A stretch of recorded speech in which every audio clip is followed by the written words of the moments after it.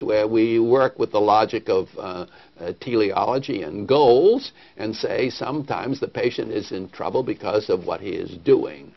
And finally, we employ the perspective of the life story, which works by the logic of narrative, and says that sometimes patients are in difficulty or distress because of what they've encountered.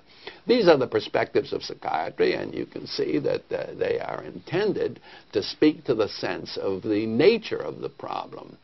The fundamental difference between DSM and the perspective of psychiatry is fundamentally a philosophical distinction.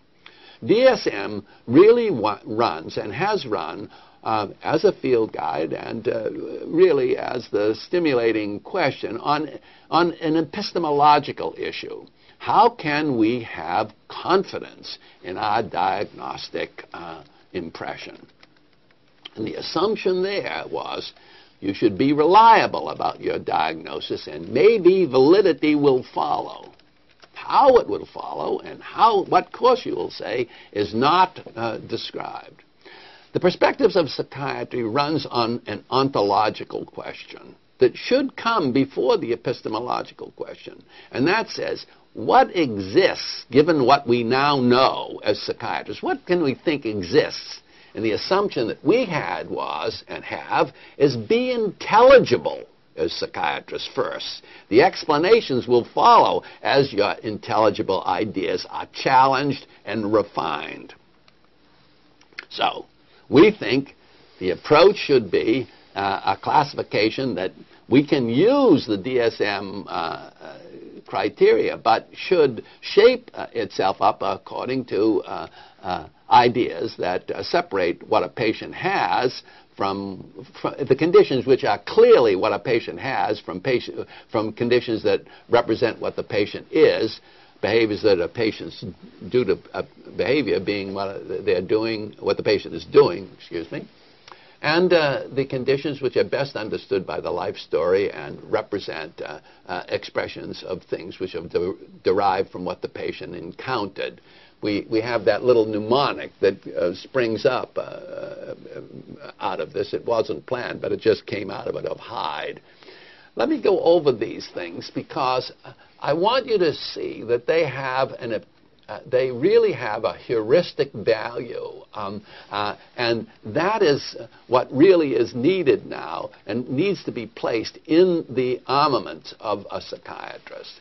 So, when we say a patient has something or use the perspective of disease, what kinds of conditions are we really talking about that fit quite well into that category? Well, they are the specific breakdowns of the psychological or cerebral faculties. Consciousness is disrupted in delirium. Cognition is disrupted in dementia.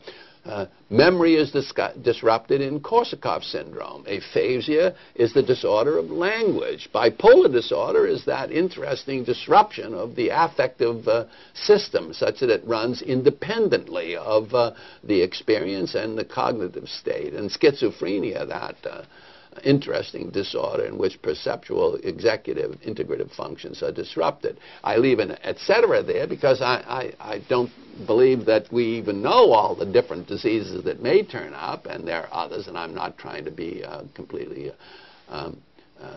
all-inclusive in this. But notice what I'm saying here. I'm saying that we know as psychiatrists that we take care of patients for whom we appreciate that the major problem is the disruption of their neural systems that are responsible for these particular cerebral faculties or psychological faculties. We understand them as diseases and approach them so. And in fact, heuristically, we've laid out this triad that makes sense of the disease perspective for all of medicine, and it applies also to psychiatry, that the clinical syndrome that you recognize may rest upon some form of pathological entity, a broken part, usually in the brain, and that broken part can be understood from its cause eventually if you completely understand the condition. And the arrows between the pathogenesis and pathophysiology are, of course, arenas of future study. Here is a nice example of a psychiatric disorder resting upon a brain. This is AIDS. This is a film of a patient with AIDS dementia, showing the cavitation expressed by the expanded cerebral ventricles. But we, as psychiatrists, take care of patients who have perfectly intact brains but are in trouble because of who they are, where they rest upon the universal dimensions of human personality and power. And the problematic dispositions, the kinds of patients that come to see us often have one of these three. Either they have suboptimal cognitive capacity, they are patients struggling with an IQ less than 85 and deficient in their education and literacy, and run into distress and problems trying to manage this complex world. Patients with affective vulnerabilities, and I'm using the NEO scores here, high neuroticism, extreme extroversion or introversion, or low conscientiousness, making for a variety of kinds of personality disorders like borderline personality disorders and the like, all of whom have high neuroticism. And then finally, immaturity itself. Many young people are in difficulty emotionally because they don't have the mature experience to deal with what life is asking them to cope with at the time.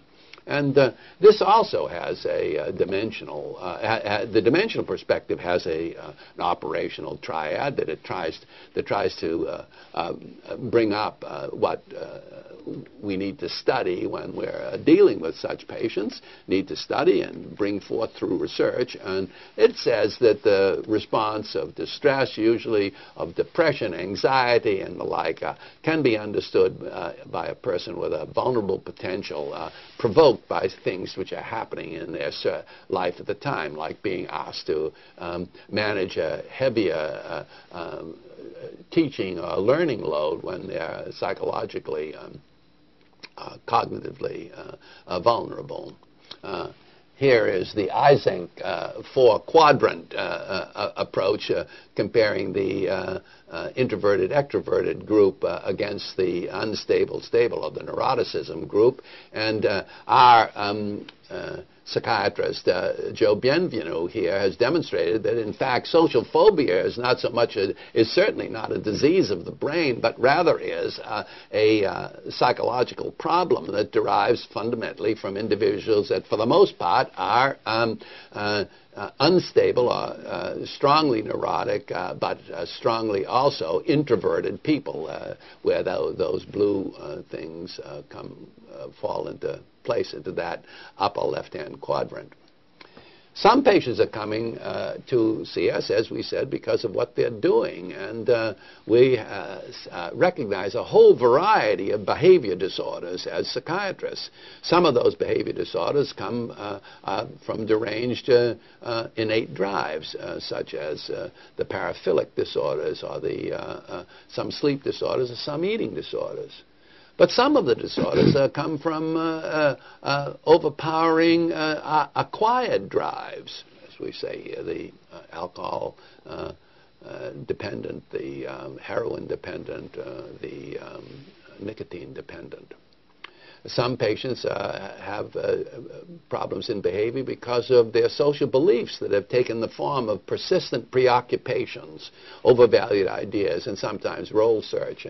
And they include people such as patients with conversion disorder, patients with anorexia nervosa, all of whom in this group tend to have the view that if they were accepted as either thinner or became ill, that they would solve certain psychosocial problems that they bring to the issue. And then finally, there are behavior disorders that relate to emotional arousal, the thrill or rush that comes from their expression, like intruancy, gambling, and the like.